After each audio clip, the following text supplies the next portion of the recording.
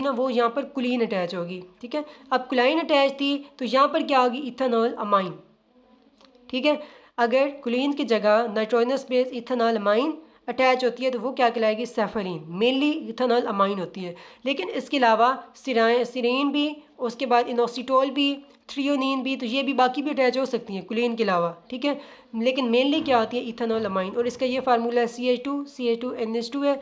यहाँ पर इस तरह इसका क्या अटैच था, OH ग्रुप था, तो ये पूरा OH ग्रुप रिमूव हो गया इथेनॉल अमाइन का, और इधर से क्या रिमूव हुआ, H रिमूव हुआ, तो वाटर का मोलिक्यूल निकल गया और दोबारा उसी तरह क्या बन गया हमारे पास, फोस्फेटियोडाइल इथेनॉल अमाइन। इससे हम क्या कहते हैं, सेफलिन भी। इसके अलावा इसका फंक्शन क्या है कि ये ब्लड क्लोटिंग के अंदर इन्वॉल्व होती है, ठीक। उसके बाद आ गया प्लाज्मेलोजन। अगर हमारे पास बाकी सेम स्ट्रक्चर हो सेफलिन वाली भी, ठीक है, अगर सेफलिन भी हो सकती है, लेसिथीन वाली भी सेम स्ट्रक्चर हो, सिवाय जो फर्स्ट उसका जो फैटी ग्लिसरॉल है ना, ठीक है, ग्लिसरॉल की जो फर्स्ट कार्बन आइटम है उसके ऊपर यहाँ फैटी एसिड की बजाय अगर हमारे पास कोई डाई विनाइल या विनाइल ईथर लग जाता है, ठीक है, अगर यहाँ पर हमारे पास कोई विनाइल ईथर लग जाता है तो वो क्या कहलाएगा, प्लाज्मिलोजन, ठीक है। रिपीट कर रहा हूँ, अगर हमारे पास ग्लिसरॉल की जो कार्बन 1 है, ठीक है, ग्लिसरॉल की कार्बन 1, यहाँ पर फैटी एसिड की बजाय अगर विनाइल ईथर अटैच हो जाता है तो ये क्या कहलाएगा, प्लाज्मिलोजन। बाकी इसके अंदर सेम स्ट्रक्चर लेसिथिन और सेफलिन वाली, यहाँ पर कोई भी नाइट्रोजनस बेस हो सकती है। बाकी जो प्लाज्मिलोजन है, ठीक है, ये प्रेजेंट कहाँ कहाँ होता है, स्केलेटल मसल्स हो गया, हार्ट हो गया, ब्रेन, लिवर, प्लेटलेट्स वगैरह के अंदर, ठीक है। और इसका मेन फंक्शन क्या होता है कि एग्रीगेशन ऑफ द प्लेटलेट्स, ठीक है, प्लेटलेट्स की एग्रीगेशन करने के अंदर रोल प्ले करता है।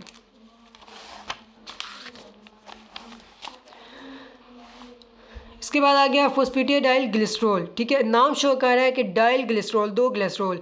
अगर जहाँ पर हमने ये अभी स्ट्रक्चर, अगर हमारे पास ये जो फोस्फेटिडिक एसिड था ना, ठीक है, इसके फोस्फेटिडिक एसिड जहाँ पर ये हमने फोस्फोरस एसिड ऐड किया है, इस फोस्फोरिक एसिड के साथ अगर एक ग्लिसरॉल और अटैच हो जाता है, ठीक है, अगर इसी फोस्फोरिक एसिड के साथ एक और ग्लिसरॉल अटैच हो जाता है तो वो क्या कहलाएगा, फोस्फेटिडाइल ग्लिसरॉल। बाकी सेम स्ट्रक्चर होगी। इस फोस्फोरिक एसिड के जहाँ पर नाइट्रोजनस बेसिस अटैच हो रही है ना, अगर इसके साथ कोई और एक अगर हम ग्लिसरॉल अटैच कर देते हैं वो क्या कहलाएगा, फोस्फेटिडाइल ग्लिसरॉल।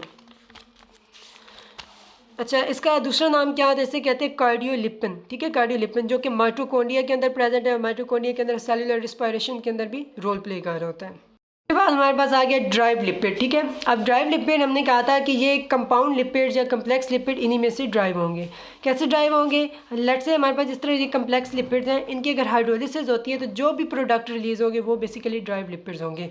इट में भी फैटी एसिड, ठीक है, क्योंकि फैटी एसिड उनके अंदर होते हैं, अल्कोहल्स हो सकते हैं, डाई इसाइल ग्लिसरॉल, जिस तरह मैंने पहले भी एग्जांपल दिया, अगर एक उसमें से हम फैटी एसिड रिमूव कर देते हैं तो वो ट्राइसाइल ग्लिसरॉल किसके अंदर कन्वर्ट हो जाएगा, डाईसाइल ग्लिसरॉल के अंदर, ठीक है। स्टीरोल्स हो गए जो आगे कोलेस्ट्रॉल की टाइप से भी है, कोलेस्ट्रॉल इनमें से ड्राइव होते हैं, ठीक है। कैरोटीनॉइड्स, ये सारे क्या हैं, ड्राइव लिपिड। दो मेन और ड्राइव लिपिड्स हैं, इकोसानाइड और टर्पीन्स। इनको थोड़ा सा हमने डिटेल के अंदर स्टडी करना है, ठीक हो गया। सबसे पहले हम देखते हैं इकोसानाइड्स क्या होते हैं। Eicosanoid basically 20 carbon containing fatty acids हैं, राइट, जिससे आर्किडोनिक एसिड हो गया, ठीक है।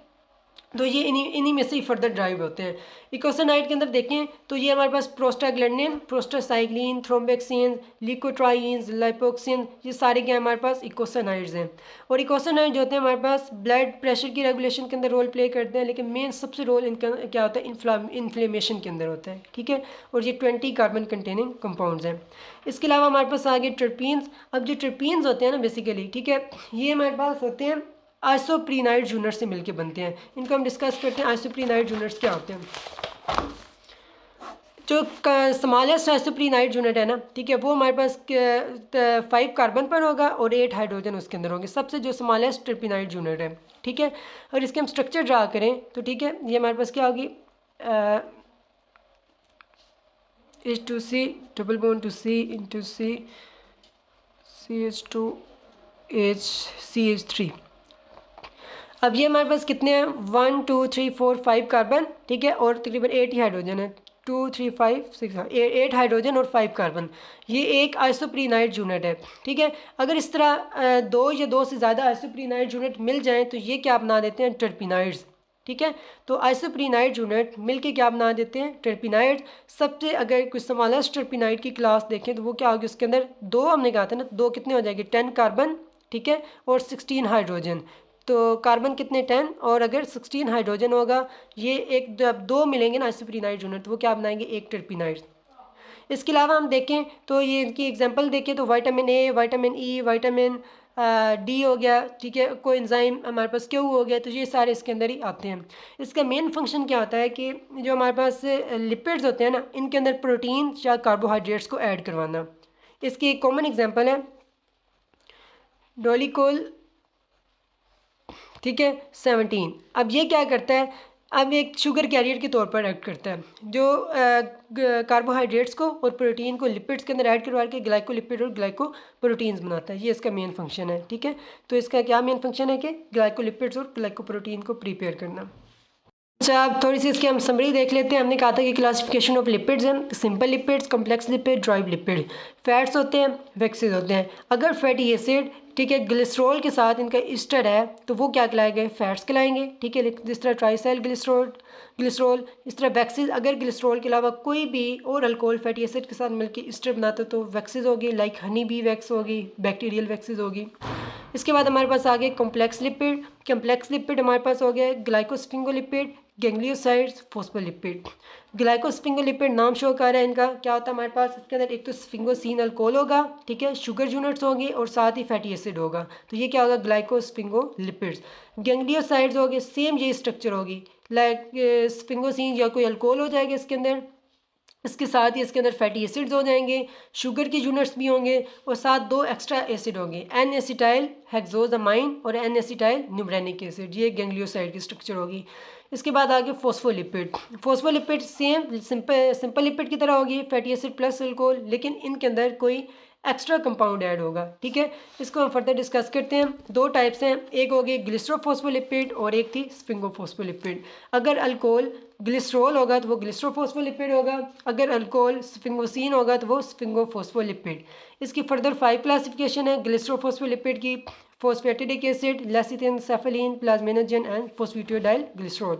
लेसिथिन क्या था कि अगर हमारे पास सेम वही स्ट्रक्चर, ठीक है, सबसे पहले सच फॉस्फेटिडिक एसिड है, ठीक है, तो फॉस्फेटिडिक एसिड ये इसका पेरेंट कंपाउंड है, ठीक है, पेरेंट कंपाउंड है। इसके अंदर क्या होगा कि ग्लिसरॉल होगा, ठीक है, प्लस हमारे पास फैटी एसिड ऐड होगा, लेकिन फैटी एसिड की जो ग्लिसरॉल की जो थर्ड कार्बन है ना, थर्ड कार्बन के साथ क्या लगा होगा, फॉस्फोरिक एसिड लगा होगा।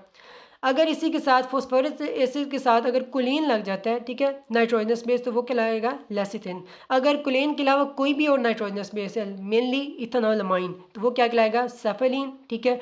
और अगर यहाँ पर हम फर्स्ट कार्बन जो है ग्लिसरॉल की, उसमें फैटी एसिड की जगह विनाइल ईथर ऐड कर देते हैं तो वो क्या कहलाएगा, प्लाज्मिनोजन, ठीक है। और इसी तरह जिस तरह ये हमारे पास फॉस्फेरिक एसिड था, फॉस्फेटिडिक एसिड का, तो इस फॉस्फेरिक एसिड के साथ अगर एक और एक्स्ट्रा ग्लिसरॉल लग जाता है तो वो फॉस्फेटिडाइल ग्लिसरॉल।